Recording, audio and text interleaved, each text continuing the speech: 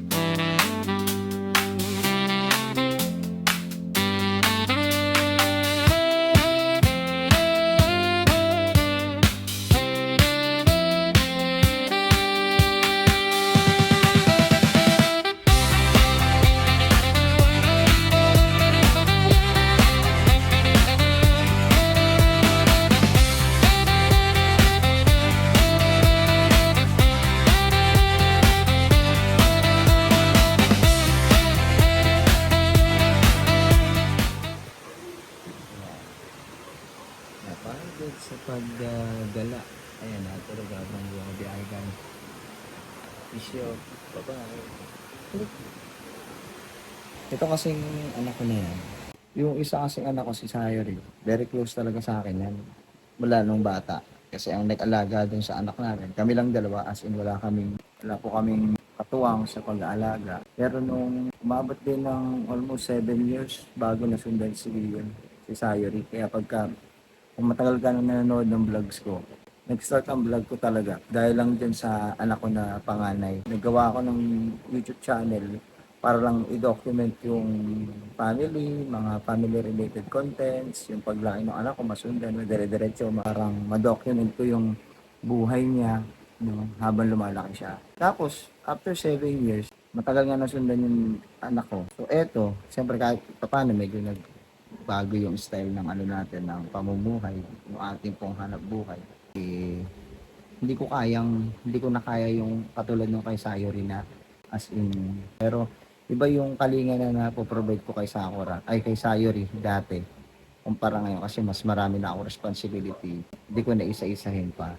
So, kailangan ko ng katuwang sa pag-aalaga sa anak ko, tapos nasa saryan pa si Mrs. So, ang nangyari, medyo nalayo, as in nalayo yung loob sa akin ng anak ko na to. Yan.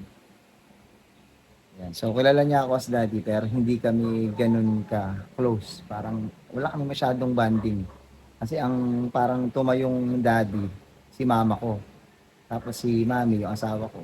Sila lang dalawa yung nagre-relyebo mag-alaga. So, parang nakikita lang niya ako kapag bababa ako sa second floor kasi after ko mag-work, parang ganun lang yung nagiging routine namin. So, eto ngayon, ano na siya, 1 year old na siya. Medyo nakaka-recognize na siya ng mga gusto niya. Nagkakaroon na siya ng kahit pa paano, nakikilala niya na ako. Pero yun nga, ang ginagawa ko ngayon para mas makilala niya ako, nagkikreate ako ng memories sa kanya. Kumbaga parang yung mga core memory, dinadagdagan ko, nakasali ako sa kanya. Kasi puro yung core memory niya is si mama, saka si ate Yuri, saka si mami. Kasi nga, medyo mas malaya yung oras nilang i-provide kay Sakura. Sabihin na natin, pagkukulang ko din siguro, or dala-dala na sitwasyon. So, kailangan talaga natin i-prioritize yung mga bagay. Pero yun nga, since ito na, may mga pagkakataon tayo, may free time, sasaluhin natin, tapos huwag nating i-retain na ganun lang na hindi sila close sa'yo. Kasi anak mo sila eh. So, kailangan may band kayo. So, yun. Yung mga video kanina, maging core memory sa kanya yun na naglakad-lakad kami, ganyan. Kasi si Ate Yuri niya, meron kami mga vlogs na nagja-jogging kami ng kaming dalawa lang. Yun lang, na-share ko lang. So, yan. Ate Sakura. Ate Sakura. Hindi na pala susundan. So, yan, si Sakura. So, Sakura, I love you. Yan, no?